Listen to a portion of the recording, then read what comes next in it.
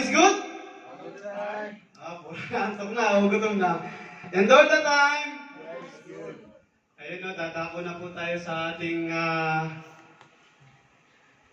testimony, no? Na mga nagpapatotoo kung paano sila binago ng Panginoon, kung may mga nagsiselebrate ng birthday dyan. Happy birthday nga pala, Sister Erica. Batiin muna natin si Sister Erica ng happy birthday, oh. Birthday to you. Happy Nakataan. Ngayon, isang po kayo, no? birthday! Ay, may mamaya natin kantahan kasi magpapatestimony muna si... Baka, kwento mo muna yung pamilya ni Ganito Billy. Sister Erica, o ba? Birthday po ni Sister Erica, no? Alam natin na... magpapatuloy yan. Ano mo, Tagalog mo, handa mo. Gusto mo pasalamat sa...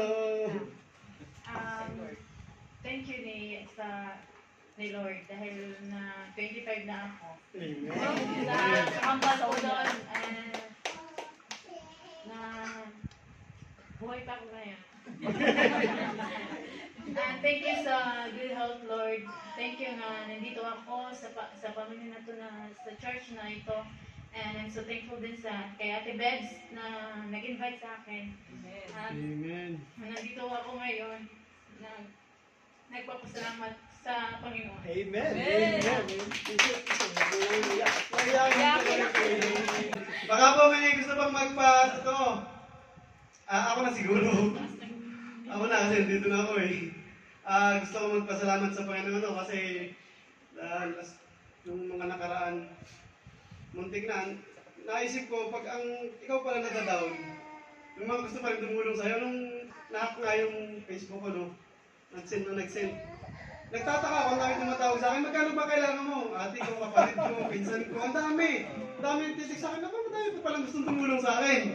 Magkano ba? Sabi yung pinsan ko, magkano ba? O si Brosal din nga, Bok, magkano ba kailangan mo? Kapatid ko, nanay ko, magkano ba? Kasi nahack yung Facebook ko, tapos nag-flood message. Sinend message all, sabi nila, pa-cash in ng Gcash, pa kasi kailangan mo ng pera, ganun, 7.5, 8.5. Sabi ko, ang bihira yan. Buti, nagising ako, nung ring na yung cellphone ko, ring na. Sabi ko, ba't iba na yung Facebook ko, nagpo-connect, disconnect. Tapos yun, nakipagkagawa na ako dun sa Facebook ko na sabi ng pinsan ko, tumawag, baguhin mo yung password, baka mabago mo pa kung mababago mo pa. Kung hindi mo na mababago, hindi mo na huwag mo ilalag out. Yun hanggang sa nabago ko yung password, nung mabago ko yung password, sabi niya, disconnect mo lahat ng gadget na nakakonect doon. Itira mo na lang yung ginagamit mo. Ang dami nakakonect, yung laptop ko, yung isa ko pang cellphone, tapos yung Reno 7, San Pedro Laguna, yun na nga yung nakahack ng account ko. Tapos nung na-disconnect ko na yun, nagtigil na yung katutunog ng cellphone ko, yung pag-ring ng ring. Tapos makita ko na lang, ang daming gustong magpadala ng pera. Sabi ko, hinahabol ko, wag niyo replyan. Pastor Eli tumawag, Sister Babes, nangyari din pala Sister Babes, nangyari din kay Pastor Eli. But by the grace of God, wala namang nangyaring, walang na-scam, walang nalubas na pera kasi naagapan ko nga kasi 2 oras akong hindi nakatulog nung time na yun para ma-replyan lahat ng mga gustong magpadala. Kaya pasalamat po sa Panginoon no, dahil wala namang naapektuhan. Amen. Glory to God. Nandito, wala pang utang. Baka po may gusto pang magpatotoo. At siya, pauwi na ba kayo next week Sister Chan talaga Ano? Paulit-ulit na lang ako.